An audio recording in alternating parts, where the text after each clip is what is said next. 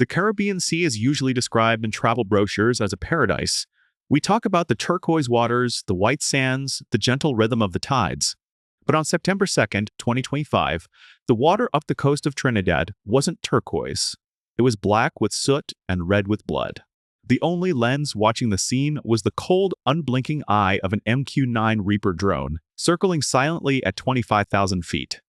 The drone wasn't looking for a fleet of battleships. It wasn't looking for a submarine. It was looking for a wooden boat, no longer than 30 feet, bobbing in the chop. They would ask for a flag of registration. They would ask permission to board. Men in orange jumpsuits would hop over the gunwales, search the hold, maybe find some bales of cocaine, maybe find some fish. If they found drugs, they'd handcuff the crew, tow the boat, and spend months filing paperwork in a federal court in Florida. There was no request to board. The drone operator, sitting in a shipping container in Nevada, thousands of miles away, simply received a command code. He pressed a button. A Hellfire missile screamed down from the stratosphere, closing the distance in seconds. It was turned into splinters and fire. According to leaked reports that are currently causing panic behind the closed doors of the Pentagon, the drone feed showed survivors, 2 men. They were clinging to a piece of the hull that was still floating. In any other conflict, under the Geneva Conventions, or the laws of the sea, or just basic human decency, this is the moment where the rescue mission begins. You pull them out. You put them on trial. But the drone didn't lower a rescue basket. It loitered. It waited until the heat signature was clear, and then it fired again. A double tap. The ocean returned to its rhythm. This wasn't an accident, and it wasn't an isolated incident. This was the opening salvo of a fundamental shift in American foreign policy. We are no longer policing the Caribbean. We are no longer fighting a war on drugs in the metaphorical sense. The United States has decided to treat the drug trade not as a crime, but as a hostile invading force. And when you are fighting a war, you don't arrest your enemies. You liquidate them. But here is the terrifying reality that no one in the White House wants to talk about. From 25,000 feet, through the grain of an infrared camera, a drug smuggler's boat looks exactly like a fisherman's boat. And when you decide to blow up the boats instead of boarding them, you stop catching criminals, and you start killing innocent people. We are going to look at the legal loopholes, the billion-dollar technology, and the shadowy intelligence that is driving this new campaign. We are going to ask the question that usually gets you silenced. Is this actually about drugs? Or is the destruction of these wooden boats just the bloody prelude to a much larger, much darker war? In the intelligence community, they call it a Panga. They are simple, rugged, open-hull boats made of fiberglass or wood. They are usually about 25 feet long. They are cheap to make, easy to fix, and they are everywhere. It's how he feeds his family. He slaps a 75-horsepower Yamaha engine on the back, throws in some nets, maybe a cooler full of ice, and heads out 10, 20 miles to catch snapper or tuna. But for the cartels, the Panga is the ultimate stealth bomber. See, the cartels have submarines. We've all seen the news footage of the semi-submersibles. They have airplanes. They have shipping containers. But the Panga remains the backbone of the drug trade for one simple reason: logistics. A semi-submersible costs $1 million to build and requires a specialized shipyard in the jungle. A Panga costs $5,000 and can be built in a backyard in an afternoon. If the Coast Guard catches a submarine, the cartel loses $1 million. If the Navy blows up a Panga, the cartel loses the equivalent of pocket change. It is a disposable asset. The cartels have modified the Panga strategy into something called a swarm. Instead of sending one big ship with 5 tons of cocaine, they send 50 Pangas, each carrying 200 kilos. They launch them at night, running without lights. They paint them blue to blend in with the water, and they strap 3 or 4 massive outboard engines on the back. When those engines open up, a Panga can hit 60-70 miles per hour. They can outrun almost anything on the water except a helicopter. They skim across the waves, bouncing so hard that the smugglers often shatter their vertebrae just from the impact. For years, the U.S. strategy was to chase them. The Coast Guard would deploy snipers and helicopters to shoot out the engines. It was a high-stakes game of cat and mouse, but it was still law enforcement. They had to visually confirm there were drugs on board. They had to distinguish the smuggler from the fisherman. But the Panga has a problem. It has no radar signature. It sits so low in the water that a battleship's radar simply misses it among the waves. To a billion-dollar destroyer, a Panga is invisible. So, how do you find them? You use drones, you use satellite imagery, you use thermal cameras. And this is where the tragedy begins, because heat signatures are vague. A fisherman's boat has a hot engine. A smuggler's boat has a hot engine. A fisherman has a crew of 3 men. A smuggler has a crew of 3 men. A fisherman heads out to deep water to find the big tuna. A smuggler heads out to deep water to meet a mothership. From the sky, the behavior looks almost identical. And this brings us to the pivotal moment in 2025, the change in the rules of engagement. Under the previous administrations, Obama, Trump's first term, Biden, the military operated under a strict legal framework regarding drug interdiction. It was a support role. The Navy could help find the boats, but the Coast Guard had to do the arresting. The use of lethal force was authorized only in self-defense. You could not fire a missile at a boat just because you thought it had drugs on it. That would be an extrajudicial killing. It would be a war crime. But in the second term of the Trump presidency, the legal team at the Department of Justice found a workaround. It's a linguistic trick that changes everything. They designated specific cartels, and specifically the Venezuelan gang Tren de Aragua, not as criminal organizations, but as foreign terrorist organizations engaged in asymmetric warfare against the United States. It is not. It is the difference between a badge and a bomb. You don't need to read them their Miranda rights. You don't need to prove beyond a reasonable doubt that they are carrying drugs. You only need reasonable certainty that they are enemy combatants. And what constitutes reasonable certainty in the middle of the Caribbean? Apparently, it's a profile. If a boat is in a certain sector of the ocean, moving at a certain speed, at a certain time of night, and it fits the physical description of a Panga, it is no longer a boat. It is a target. This is what happened on September 2nd, and it is what has happened dozens of times since. The U.S. Navy, emboldened by this new directive, has turned the Caribbean into a free fire zone. Not the moral cost, we'll get to that, but the financial absurdity of this strategy. The drone that fired it costs roughly $30 million. The aircraft carrier group supporting the operation costs billions of dollars a year to operate. We are firing 6-figure missiles at $5,000 boats.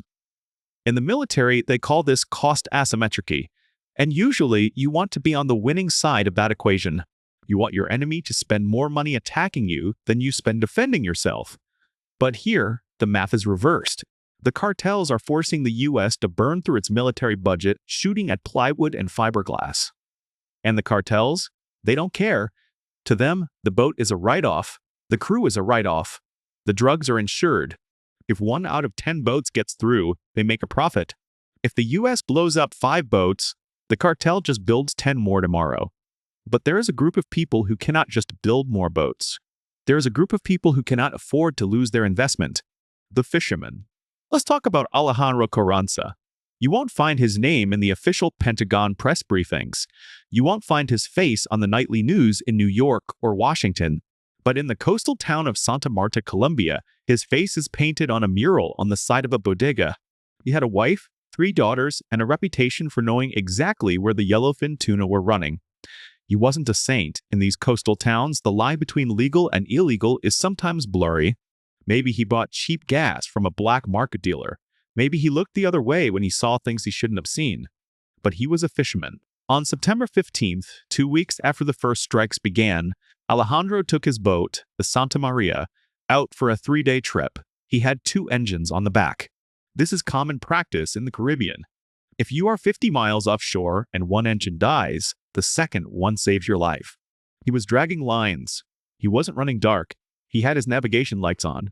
He wasn't running fast. He was trolling. But the algorithm didn't care.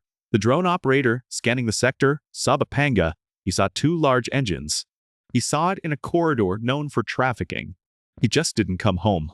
It wasn't until a week later when a local journalist correlated the GPS data from Alejandro's transponder with a U.S. Navy press release boasting about a strike on a terrorist logistical vessel that the truth came out. The people of Santa Marta know they killed a father of 3. This is the collateral damage of a war fought by algorithms. When you remove the human element, when you take the Coast Guardsman off the deck and replace him with a sensor package on a drone, You lose the ability to see the nuance. You lose the ability to see the fishing nets. You lose the ability to see the fear in the eyes of the crew. You just see a heat blob, and you erase it.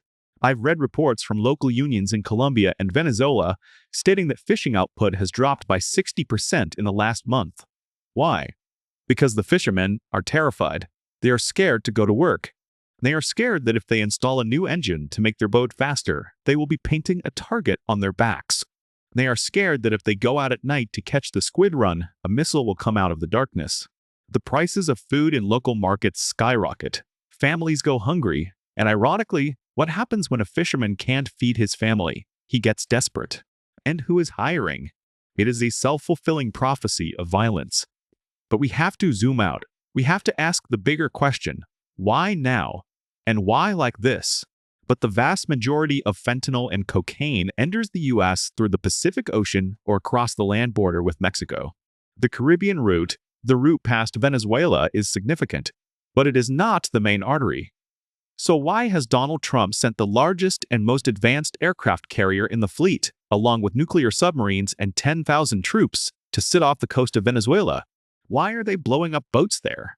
This brings us to the geopolitical theater theory. There is a strong argument to be made that this has nothing to do with drugs. Or at least, drugs are just the excuse. The casus belli. The real target is the regime of Nicolas Maduro. We know that Trump and his inner circle, particularly figures like Marco Rubio, have viewed the Maduro regime as a cancer in the Western Hemisphere for years. They view it as a communist foothold, a proxy for Russia and China, and a failed state that exports chaos. The UN would sanction the US. It would be a diplomatic nightmare. However, if you claim that Venezuela is a narco-terrorist state, if you claim that the gangs operating out of Venezuela are not just criminals but threats to U.S. national security akin to ISIS, then you have a justification. By aggressively striking these boats, the U.S. is doing two things. First, they are poking the bear. They are practically daring the Venezuelan military to respond. Imagine if a Venezuelan fighter jet shot down a U.S. drone. Imagine if a Venezuelan Navy ship fired on a U.S. destroyer that got too close. That would be the Pearl Harbor moment. Trump would need to launch a full-scale intervention. They are cutting off not just drugs, but commerce. They are putting maximum pressure on the Maduro economy, hoping it will crack. It allows the U.S. to park an invasion force on a sovereign nation's doorstep and say, "We're just here to catch drug dealers." The precedent. International law is based on norms. If the United States establishes the norm that it is okay to blow up civilian vessels in international waters because they might be carrying contraband, we are opening Pandora's box. What happens when Russia decides to use this logic in the Black Sea? Oh, that wasn't a grain ship. We suspected it was smuggling weapons for terrorists. So we sank it. The U.S. is eroding the concept of freedom of navigation. We are telling the world that the ocean is not a commons. It is a territory that belongs to the person with the biggest missiles. And if you look like a criminal in our territory, you die. And what about the legal rights of the dead? Under the Constitution, the president's power to wage war is limited. Congress has to declare war. But for decades, presidents have used the Authorization for Use of Military Force, AUMF, passed after 9/11 to justify fighting terrorists anywhere in the world. He is arguing that a drug cartel is the same as Al-Qaeda. But Al-Qaeda is motivated by ideology. They want to kill Americans to make a political point. A cartel is motivated by profit. They want to sell products to Americans to make money. A terrorist wants them dead. If a hacker in Russia steals credit card numbers, can we drone strike his apartment? If a banker in Switzerland launders money for a cartel, can we blow up his car? And the enemy is anyone the president points at. Let's return to the water. There is a specific technology being deployed now that makes this even more dystopian. It's called Autonomous Target Recognition, or ATR. We know the military is experimenting with AI. We know they are using software to analyze drone feeds. The goal is to take the human out of the loop entirely, or at least to speed up the loop. The software looks at the boat. It measures the length. It counts the heat signatures. It analyzes the wake pattern. It calculates the probability of it being a smuggler. If the computer says 90% probability, the human operator gets a red box on his screen. His brain is primed to believe the machine. The bias is baked in. He presses the button. We are automating the kill chain. We are teaching machines to hunt fishermen. And the irony? The deep, painful irony of all of this? It won't work. We blew up the labs in Colombia in the 90s.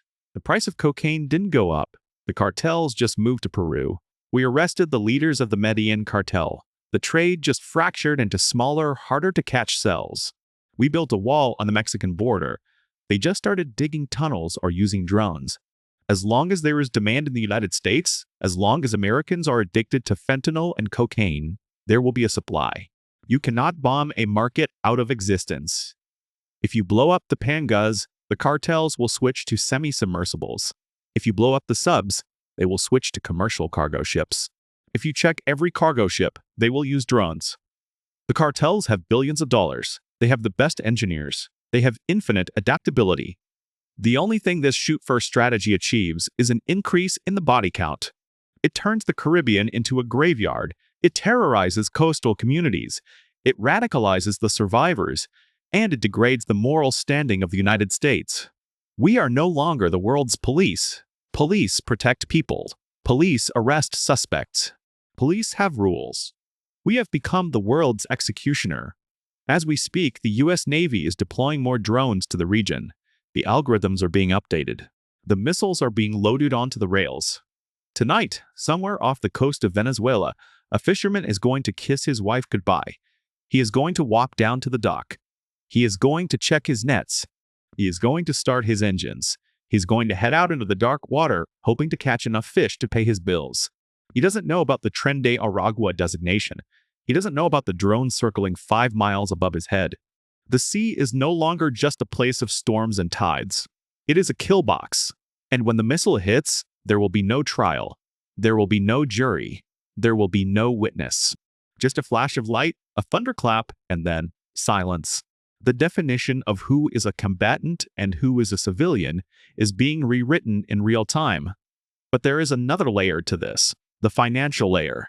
The money behind the cartels and the money behind the military-industrial complex that is profiting from these strikes. The manufacturer of the Hellfire missile, Lockheed Martin, has seen its stock price tick up since the announcement of the new strategy. The makers of the drones, General Atomics, are securing new contracts. War is business. And right now, business is good. But for the people on the ground, or rather on the water, the cost is total. I want you to think about that the next time you hear a politician talk about getting tough on the border or waging war on the cartels. It sounds good in a soundbite. It sounds strong. But the reality is messy. The reality is salt water mixed with gasoline. The reality is that we are solving a public health crisis with high explosives. And when the smoke clears, the drugs will still be here. The addicts will still be here. The cartels will still be here. The only thing that will be missing are the wooden boats and the men who sailed them. We are going to see the first accidental strike on a cruise ship? Maybe. The first strike on a vessel flagging a European nation? Maybe. The first dead American tourist who rented a boat that looked a little too much like a Panga. It is a matter of when. The US has pulled the pin on a grenade and tossed it into a crowded room. And now we are just waiting for the explosion. Is this the price we are willing to pay to pretend we are winning a war that cannot be won? We can pretend that we are the good guys. But if you swim down to the bottom of the Caribbean, among the splinters of wood and the twisted fiberglass, the truth is there, resting in the silt, waiting to be found. This is not a war on drugs. This is a war on the poor. This is a war on the easy targets. This is a war of convenience. And the fishermen of the Caribbean are the ones paying the bill.